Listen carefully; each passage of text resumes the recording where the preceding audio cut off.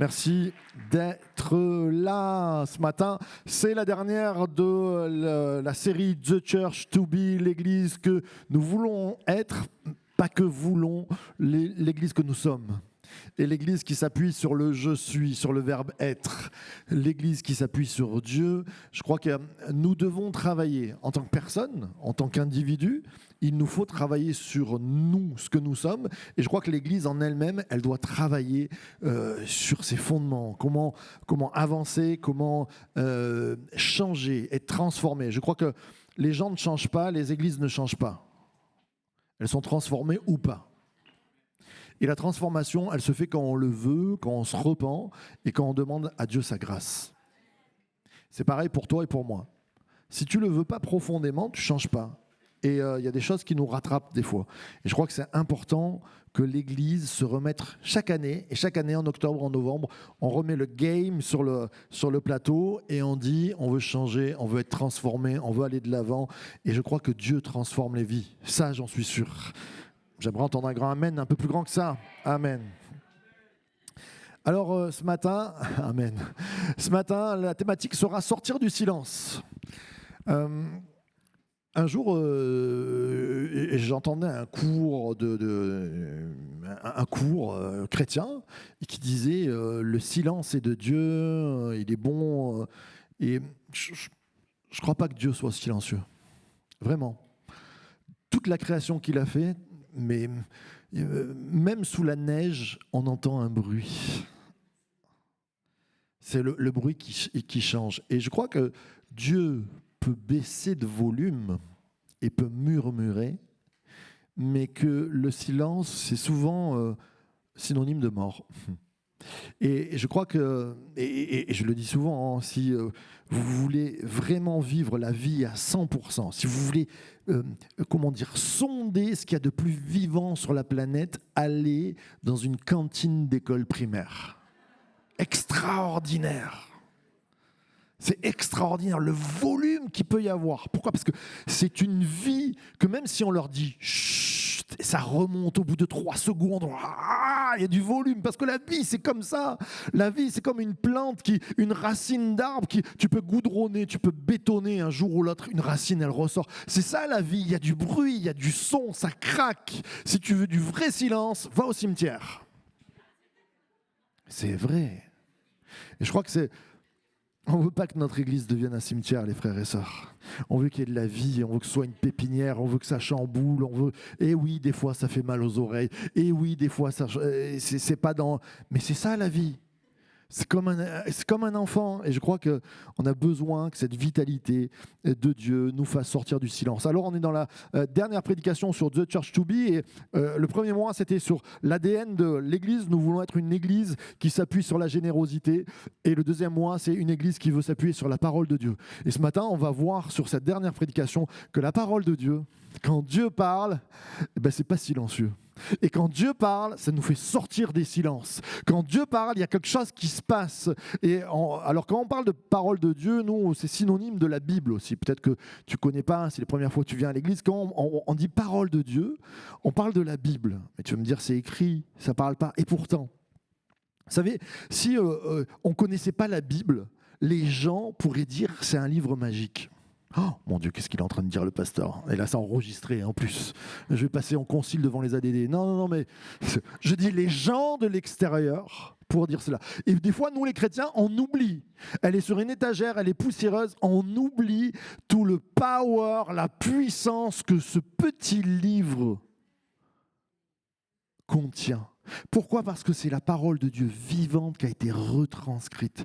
C'est-à-dire que là, c'est plus qu'un livre de magie, c'est de la bombe atomique, c'est-à-dire qu'elle est vivante. Si tu la prends en considération, il y a quelque chose qui se bouleverse. Et l'Église, source de vie, est bruyante, vivante, débordante. Pourquoi ? Parce qu'elle s'appuie sur cette parole-là. Et que cette parole-là, quand on la lit, elle met une vitalité en nous. Il y a quelque chose de plus que des mots écrits. C'est les mots de Dieu qui sont écrits pour nous.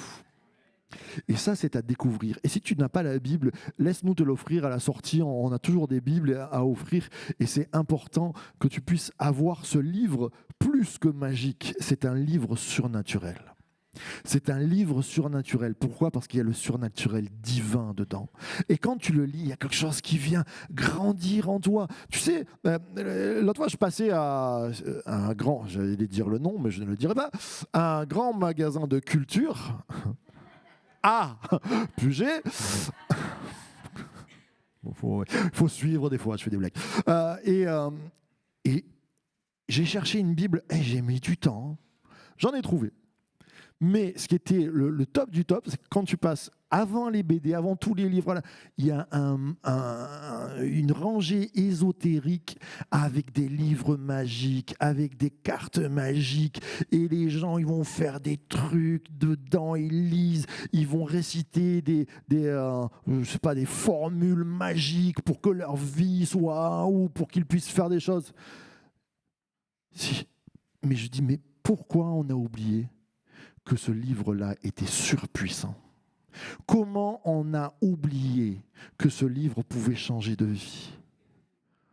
C'est à cause de l'Église. C'est à cause de nous, les frères et sœurs. C'est parce qu'on ne la lit pas, c'est parce qu'on ne la vit pas, c'est parce que l'Église ne proclame plus. On n'est pas juste un simple club qui dit « Ouh, on est bien, on est content, on va faire du chocolat chaud à Noël. » C'est génial. Je suis d'accord. Mais on a plus, on a un livre qui est surpuissant. Et quand tu le lis, quand il y a quelque chose qui se passe, il y a des miracles qui se passent. On va avancer ensemble. Alors, on va le lire ce matin. J'espère que vous avez vos Bibles. Comme je dis, prenez vos Bibles papier. Au moins, vous pouvez gratter dedans. Si vous n'en avez pas, on vous en offre. On va se lever ensemble pour lire dans l'Évangile, la biographie de Jésus faite par Luc. Au chapitre 5, et Luc se réjouit, notre leader louange. Ce matin, tu es à l'honneur. Luc, chapitre 5, au verset 1. Si vous ne l'avez pas, écoutez, je vais vous la lire. C'est une histoire de Jésus, un récit. On est, il y a à peu près 2000 ans, sur la terre d'Israël, dans un moment où on est près d'un lac, le lac de Génézareth. Il fait bon, il fait chaud, il y a des pêcheurs qui pêchent, et quand ils pêchent la nuit, parce que les poissons sortent un peu plus, il y a des moustiques qui tombent sur l'eau, donc comme il y a des moustiques, hop là, les poissons sont là, et donc ils se préparaient toute la nuit, ils ont pêché. Et il y a Jésus qui passe au petit matin, et quelque chose va se passer. Je vous amène avec moi il y a 2000 ans. Comme la foule se pressait autour de lui pour entendre, autour de Jésus, la parole de Dieu, et qu'il se trouvait auprès du lac de Génézareth, il vit au bord du lac 2 petites barques, d'où les pêcheurs étaient descendus pour laver leurs filets. Il monta dans l'une de ces barques, qui était à Pierre ou à Simon, et il lui demanda de s'éloigner un petit peu. Puis il s'assit, et de la barque, il enseigna, il prêcha, il parla aux foules qui étaient là, qui s'étaient rassemblées pour écouter Jésus.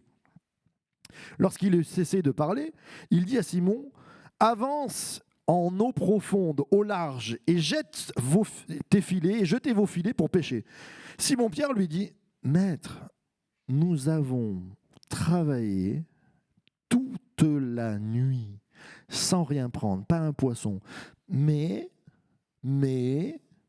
sur ta parole, je jetterai les filets. » L'ayant fait, ils prirent une grande quantité de poissons et leurs filets débordaient et se rompaient. Ils firent signe à leurs compagnons qui étaient dans l'autre barque de venir les aider. Ils vinrent remplir les 2 barques au point qu'elles s'enfonçaient. Quand il vit cela, Simon-Pierre tomba à genoux et dit « Seigneur, mais éloigne-toi de moi parce que je suis un homme pécheur, je suis un homme de rien. » Car la frayeur l'avait saisi, lui et tous ceux qui étaient avec lui, à cause de la pêche qu'ils avaient faite. Il en était de même de Jacques, Jean, les fils de Zébédée, les associés de Simon. Et Jésus dit, « Sois sans crainte, désormais tu seras pêcheur d'hommes. » Amen, amen et amen. Vous pouvez prendre place. On l'a refait. Jésus est déjà un prédicateur assez renommé, il prêche en Galilée, il est monté, et puis il y a une foule qui arrive, tu sais, il court, et la foule elle est là, il va à droite, bon je suis parti à gauche mais ok, l'autre droite, et ils sont toujours là, et là il se dit bon bah, je vais leur parler, et technique. Ils n'avaient pas de micro, ils n'avaient pas les enceintes, tout ça, mais très bonne technique. Il va monter dans une barque, il va s'éloigner un peu. Et quand il va parler, en fait, sa voix va résonner sur le lac et en même temps remonter là sur la petite colline, parce que le lac est entouré de collines, pas Turla, mais de collines, la nature. Et là, la voix porte. Et les gens peuvent écouter. Et donc, il monte dans une petite barque, il nous a dit, de pêcheurs. Et ces gars-là, ils ont pêché toute la nuit. Déjà, moi, je vois bien Jésus arriver et Pierre dirait, mais qu'est-ce qu'il veut, celui-là là? Pourquoi tu veux prendre ma barque? Ils ont travaillé toute la nuit. Il aurait pu ne pas accepter. Il aurait pu dire, écoute, t'es bien gentil, mais moi, j'ai envie d'aller dormir. Allez, on s'éloigne un peu, il prêche, il parle, et je pense que ça a dû toucher Pierre, parce que quand même, il se dit, waouh, il y a quelque chose. Et là, Jésus, il pousse le bouchon. Il va parler à un pro de la pêche, c'est-à-dire Pierre, Jacques et Jean, ce sont des pros de la pêche, c'est des pêcheurs. Ils connaissent le lac, ils savent où, quand le poisson est là. Ils ont pêché toute la nuit, rien. On ne sait pas pourquoi il n'y avait rien, mais ce jour-là, il n'y avait rien. Donc ils savent qu'au matin, il n'y a rien non plus. Ils connaissent le lac, mais ils y vont. Et non, avant d'y aller, il va dire quelque chose sur ta parole. Et c'est là où on va ancrer notre prédication sur ta parole. Là, Pierre est en train de dire, j'y vais pas par moi-même, parce que moi je sais qu'il n'y a pas de poisson. Mais je ressens quelque chose en toi et sur ta parole. Et le sur ta parole, il est, pour un juif, c'est une expression sur ta parole qui vient de suite de la bouche de Dieu. Pourquoi? Parce que Dieu a créé le monde par sa parole. Vous vous rappelez, dans Genèse, même si vous ne connaissez pas la Bible, vous avez déjà peut-être entendu, et voici que Dieu dit que la lumière soit, et la lumière fut. Il n'a pas fait avec ses mains, il n'a pas fait avec ses muscles, pas par sa pensée, bien que la pensée est là, mais il a dit, la parole est là. Et donc, Pierre est en train de reconnaître que ce que Jésus a prêché juste avant, ça vient de Dieu. Il ne reconnaît peut-être pas en tant que Dieu encore, mais il se dit, ouh, il y a quelque chose qui vient de Dieu en lui. Alors, sur ta parole, je crois que c'est inspiré par Dieu, on va jeter les filets. Et là, quand il pêche, mais c'est pas, il y a du poisson, c'est que les filets sont en train de craquer, c'est que la barque est en train de basculer. Ils appellent les copains, allez, venez, deuxième barque. Ils mettent les poissons, il nous est dit que les barques enfonçaient. Oh, ça devait être génial de voir ça. Et le barbecue aux poissons qu'ils ont dû faire après, ça devait être fameux. Et là, Pierre, il réalise, il se met à trembler, il réalise que c'est pas normal. Lui, il sait qu'il n'y a pas de poisson, il sait que c'est pas la journée, il sait que ça ne vient que de Dieu, il sait qu'il y a un bouleversement miraculeux à cause de la parole de Jésus. Et parce qu'il a déclaré sur ta parole. Et ce matin, là où je veux t'amener, c'est que quelquefois dans nos vies, il y a le silence. Il y a des silences de la déception.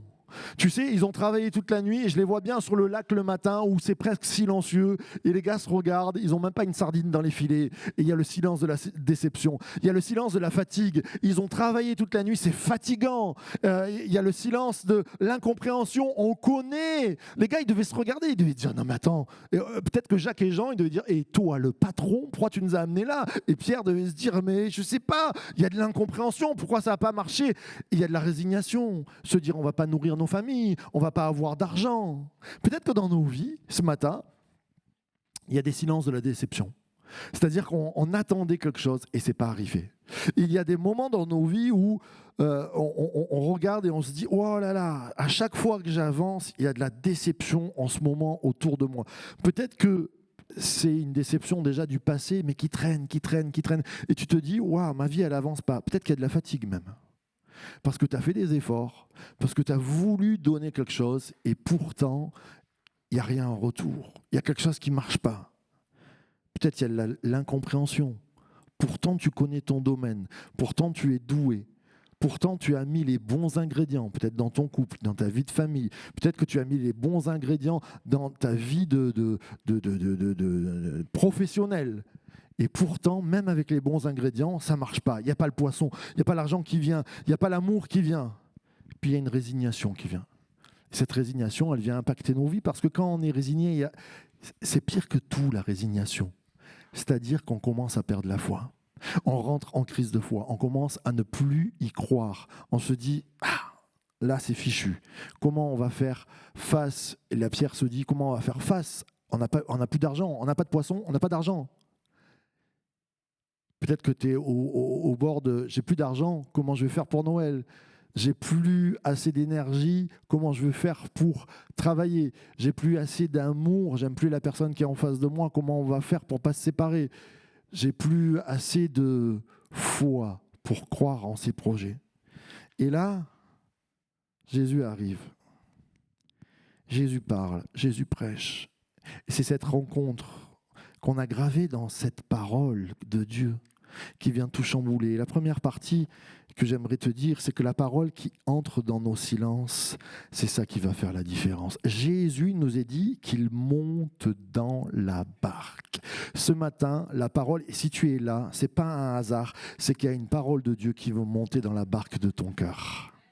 La parole qui entre dans nos silences. Il y a des silences négatifs là, il y a des silences de mort, il y a des silences qui viennent peut-être par rapport à l'enfance que d'autres ont eu, que toi tu n'as pas eu, peut-être des silences par rapport à un couple qui ne va pas bien, peut-être des silences par rapport à ton travail, par rapport à tant de situations, peut-être même par rapport à la maladie. Parce que le silence de la maladie, on n'en parle pas assez, mais quand on est seul avec ses douleurs, ou quand on est seul avec les années qui passent, avec la solitude.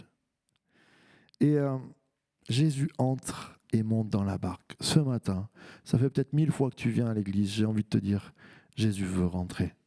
Il y a cette parole vivante. Et je veux vraiment t'encourager à lire ce livre bien plus que magique, mais ce livre qui rentre dans nos vies. Cette semaine, je vous donne un petit témoignage, je ne veux pas rentrer dans les détails de qui vous ne connaissez pas, mais les gens écoutent les prédications, je ne veux pas que le témoignage soit reconnu.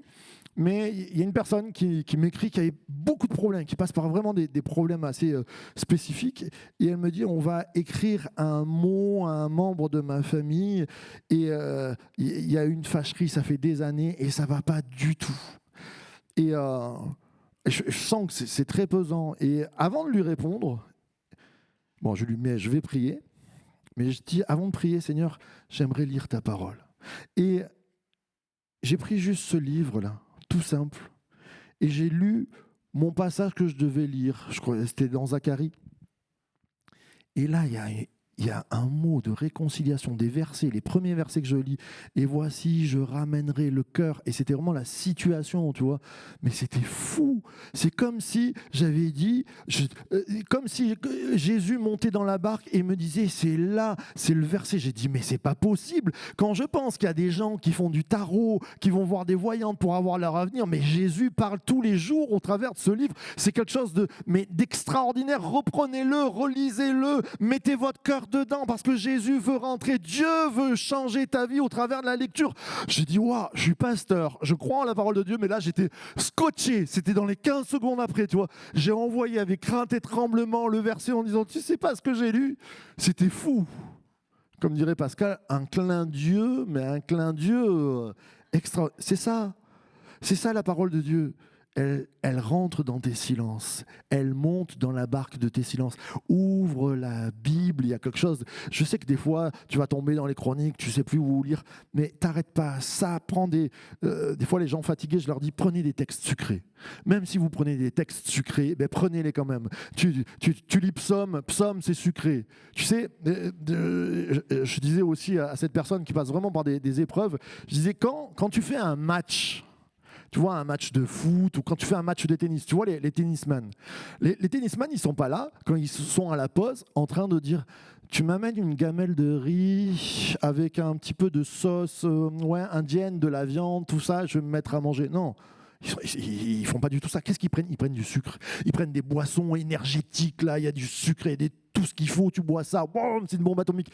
Mais dans la parole de Dieu, il y a ça. Il y a des fois des gros plats, il y a de la viande, il y a du steak, il y a du riz, il y a des choses, mais il y a aussi des choses sucrées. Mon frère, ma soeur, tu vas pas bien, tu es en train de faire le match de ta vie au tennis, spirituellement, eh bien, prends des textes sucrés peut-être. Va dans Psaume et lis les psaumes, ça va te faire du bien. Tu vas voir des gens qui passent par des épreuves et waouh, ils sont sortis renouvelés. Est-ce que tu comprends ce que je suis en train de dire ce matin? C'est que la parole de Dieu, elle a tous les ingrédients. Elle a les ingrédients pendant le match. Et pendant le match, tu n'as pas besoin d'un cassoulet, tu as besoin du sucré.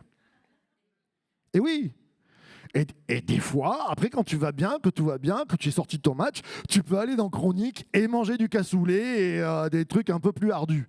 Ok, et dans le Lévitique.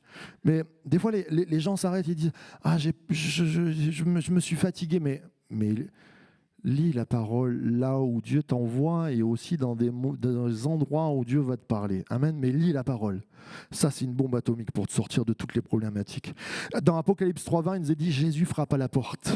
Il est là et il rentre dans nos silences. Psaume 17:20 dit il envoya sa parole et leur guérit. C'est-à-dire que la parole, elle marche. Parole de Dieu, elle est là, elle est en marche. Et ce matin, cette parole qu'on est en train de dire, elle est en marche pour ta vie aussi. Il y a des choses qui vont changer. Alors, cette semaine, peut-être dans la barque de tes émotions, dans la barque de tes incompréhensions, dans le silence de ta fatigue, invite-le. Prends un temps et tu vas voir que Dieu va te parler. Je te mets au pari, je mets au pari les 200, je ne sais pas combien de personnes nous sommes ce matin, que Dieu va vous parler au travers de la parole. On fait un pari ? Celui-là, je suis sûr de le gagner. Et ça change la vie bien plus que les voyantes et les tarots que le monde des fois vous propose. La parole, elle entre dans nos silences, mais elle les brise, nos silences aussi. C'est pas juste, tiens, je viens visiter, ça va, tu vas bien, reste avec ton problème, je m'en vais. Non, c'est pas ça. Jésus, quand il vient, il change les vies, il vient donner de la vie. Et la foi, bien sûr, elle commence par l'obéissance de la parole, c'est-à-dire qu'elle vient rentrer dans nos cœurs. Et cette semaine, quand j'ai reçu ce verset, par exemple, j'ai pas dit, oh, c'est beau, tiens, un clin d'œil, un clin d'yeux, et puis je m'en vais. Non, je me suis dit, sur ta parole là, que tu me donnes, je vais déjà la donner à l'autre personne, c'est un témoignage de vie, et moi je vais prier là-dessus, moi je vais m'appuyer dessus, et je vais, toutes les semaines, je vais demander à cette personne, ça en est où ? Parce que je crois, et c'est ce que Pierre fait. Sur ta parole, il y a un truc qui vient rentrer dans ma vie. Je jette le filet, je passe à l'action. Je crois que Dieu est en train de parler sur des couples ce matin. Eh bien, passe à l'action. Prenez-vous entre quatre yeux et commencez à vous dire, il faut que ça change dans nos vies, il faut que ça change dans nos familles, il faut que ça change dans les entreprises, il faut que ça change. Tu sais quand il y a une bonne odeur ou quand il n'y a pas la bonne odeur. Tu sais quand ça tourne bien. On est grand maintenant. Des fois, on ne se dit pas les choses, mais la repentance, c'est déjà reconnaître qu'il y a un problème. Des fois, on fait semblant, on fait l'autruche. Non, ça, c'est enfantin, ça. On a grandi, on sent que quand il y a un problème, eh bien, il faut que ça change. Il faut que les situations changent. La foi vient de ce que l'on entend. Mais il faut mettre sa foi et dire, sur ta parole, je vais jeter le filet. Je ne sais pas où il est le problème, mais tu as mis tous les ingrédients. C'est quand même fou, Pierre. Professionnel de la pêche. Il aurait pu, vraiment, c'était la situation qu'il connaissait par cœur. Il sait quoi faire normalement. Il sait que c'est plus l'heure de jeter les filets. Et quand Jésus lui dit ça, je pense qu'il a dû avoir une petite part de doute quand même. Et dans ta vie, ce matin, tu te dis, Marc, tu connais pas ma situation quand même. Il y a une petite part de doute qui s'installe. Et dans toutes les situations que nous vivons qui sont difficiles, il y a cette part de doute. Et pourtant, il y a une part d'obéissance de dire, et je peux te le dire, tu peux recevoir une promesse, mais si tu ne jettes pas le filet, si tu ne passes pas à l'action, et il y a des actions à faire, il y a des actions de repentance, il y a des actions de demande de pardon, il y a des actions d'actes d'amour, il y a des actions j'allais dire, de prise de risque. C'est une prise de risque, c'est de l'énergie, ça va te demander de l'énergie. Si tu ne le fais pas, tu ne verras pas la promesse s'accomplir. Et moi, je te dis, passe à l'action ce matin. Fais pas que prier, passe à l'action. Quand tu sors de cette église par rapport à ton problème, je ne sais pas quel est ton problème, mais passe à l'action et va de l'avant. Vous savez, la dernière fois, notre sœur Stéphanie Rieder parlait de Josué avec Jéricho, mais ça c'est l'histoire la plus improbable, moi aussi, je trouve. Comment Dieu va parler à des hommes de guerre en leur disant « vous sortez pas vos épées ». Ils n'ont pas sorti les épées. Vous allez juste crier et sortir des trompettes. Vous vous rendez compte, les gars, ils s'entraînent tous les matins à faire des pompes. Ils aiguisent les épées. Ils sont chauds bouillants. Ils se disent là, on va batailler contre des Jérichoiens ou je ne sais pas comment on les appelle, les Jérichiens, des Gériens, des Jerry Lewis. très bon, je sais pas qui, c'est Jean-Marc. Ils sont chauds, les gars. C'est des hommes de guerre. C'est comme Pierre qui est pêcheur, ils sont professionnels là-dedans. Tu vas crier et tu vas jouer de la trompette. Moi, je m'imagine Josué arriver. Les gars, j'ai le plan de bataille. Ils sont là. Tu sais, comme dans les films où tu sais que... Vous avez déjà vu des films avec les hommes musclés, Schwarzenegger, tous les héros, là. Tu sais que juste avant la prise de caméra, ils ont fait 25 pompes pour être comme ça. Il y a les veines qui sont... C'est pas naturel, tu vois. Mais là, ils sont là. Ils ont l'oreille affûtée. Dès que Josué rentre, ils montent les muscles. Ils sortent les âmes. Elles brillent. On est chaud. C'est quoi le plan d'attaque? On passe, on met une échelle, on saute, on défonce la porte. On est prêt. On va crier, on joue de la trompette. Youh. Et des chamallows et des fleurs bleues. Ouh. Ils ont dit, non mais on le vire. C'est qui ce chef-là? Josué, il a dû trembler quand même. Vous vous rendez compte? Il a des milliers de gars avec des épées et lui, il arrive avec un plan, mais nul. C'est le plan le plus nul d'attaque que j'ai jamais vu, moi. Hein. Tu tournes autour et tu fais silence. Les gars, ils devaient se dire, on va se prendre des cailloux. On va se prendre des marmites. Et on ne peut même pas sortir les épées ni les boucliers. Et ouais, mais sur ta parole, je m'appuie sur toi. Sur ta parole, on n'a rien péché, je jette les filets. Sur ta parole, je vais faire le tour de la ville et on va crier au bout. Et sur ta parole, on a la victoire. La parole qui brise les silences. Quand tu t'appuies, elle vient briser. Je crois qu'il y a des choses que nous devons briser dans nos vies. La tristesse dans ta vie, brise-la par la parole de Dieu. La joie de l'Éternel sera ma force. L'anxiété, le stress qui te ronge et qui te détruit, brise-la par la parole de Dieu qui te dit l'Éternel Shalom, tu es ma paix, je vous donne ma paix, pas celle du monde, pas les médicaments, pas les thérapies, je vous donne ma paix, celle que le monde ne peut pas vous donner, je vous la donne, je vous la laisse. Ce matin, tu peux recevoir la paix et on va prier tout à l'heure. Peut-être que c'est la maladie sur ton corps, eh bien, je crois que Jésus guérit, on va prier pour les malades tout à l'heure. Et Jésus guérit, et il a dit à l'Église, allez, guérissez, priez pour les malades, imposez-leur les mains et les malades seront malades. Ah non, Seigneur. Et les malades seront? Ce matin, tu es malade? Peut-être que tu as un accident de vie que tu as eu. Peut-être tu es touché, je sais pas, aux jambes, les genoux. Peut-être tu t'es fait bobo à la main ou j'en sais rien. Ou peut-être que c'est une maladie interne avec des microbes. Mais Dieu peut guérir ces choses-là. Dieu peut guérir ces choses-là. Et ce matin, on va sortir du silence de la maladie et on va prier pour vous. On va imposer les mains aux malades et on va prononcer. Qu'est-ce qu'on va dire? On va dire des paroles de vie. On va dire là où il y a la douleur, maintenant que la guérison vienne. Et nous allons déclarer que les maladies, elles s'en vont et elles s'en vont loin parce que c'est la parole de Dieu qui nous le dit. Amen. Il peut y avoir une part de doute. Mais ce matin, quand je t'appellerai... C'était joli ça. Seigneur, bénis mon pasteur qui parle mieux.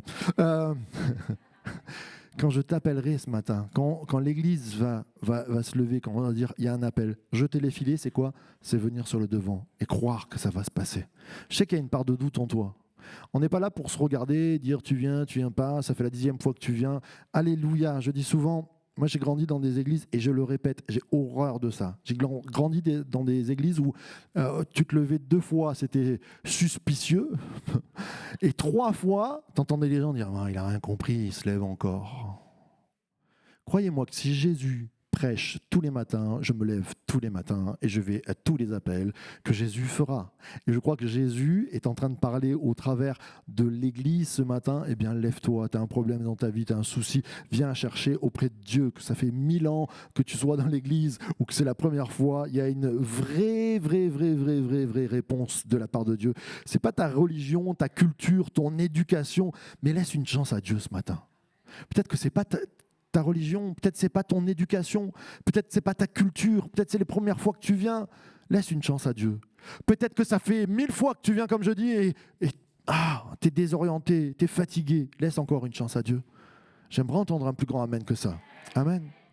Et puis la parole de Dieu, elle nous fait sortir, elle Elle rentre dans nos vies, elle brise le silence et elle fait résonner l'abondance dans nos vies. Amen, il y a une pêche miraculeuse qui se passe. Ça, c'est la réalité. Ils prirent une grande quantité de poissons. Les 2 barques, elles s'enfoncent. J'ai envie de te dire, et je le crois et je le déclare sur nos vies, la bénédiction de Dieu quand on s'attend à sa parole, quand on lit sa parole et qu'elle rentre dans nos vies et qu'on commence à jeter les filets sur ce qu'on est en train de dire, il y a une multiplication qui va se passer.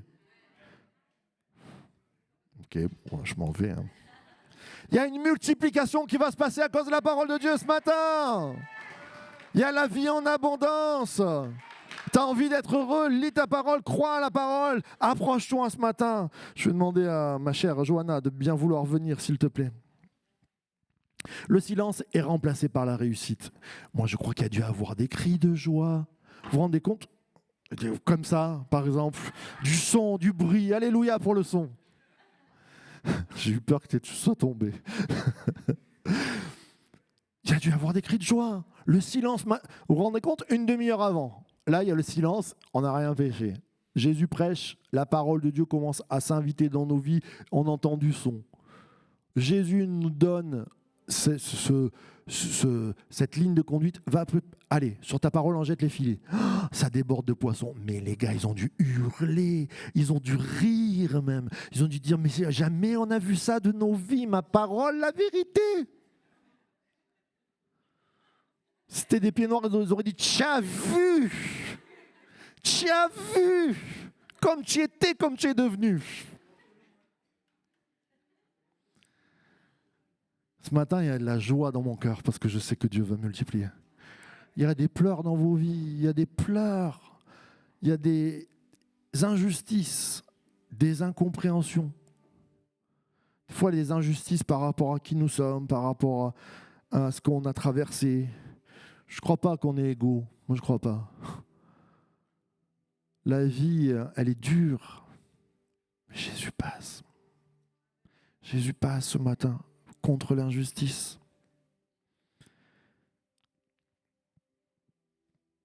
Il envoya sa parole et les guérit. Il les délivra de leur destruction, dit le psalmiste.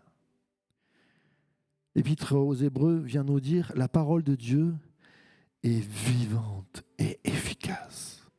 Ce matin, il y a de la vie et de la vie en abondance au travers de la parole qu'on va donner, au travers des prières qu'on va faire. Et elle est efficace. Elle n'est pas que vivante, elle est efficace. Elle ne fait pas que du bruit, elle amène la multiplication. Elle ne fait pas que du son, elle amène l'abondance. La vie en abondance, Jésus va dire. Ainsi en est-il de ma parole, elle ne revient pas à moi sans effet. Ce matin, on va prier pour chacun d'entre nous et peut-être que moi, je vais demander la prière aussi. Et pasteur Marc, il a besoin aussi. Peut-être qu'il va aller voir quelqu'un pendant la prière et je vais croire que la parole de mon frère, de ma sœur, elle est guidée par Dieu et qu'elle ne revient pas sans faire d'effet. Et qu'elle ne revient pas sans faire d'effet. Alors on va se lever ensemble ce matin.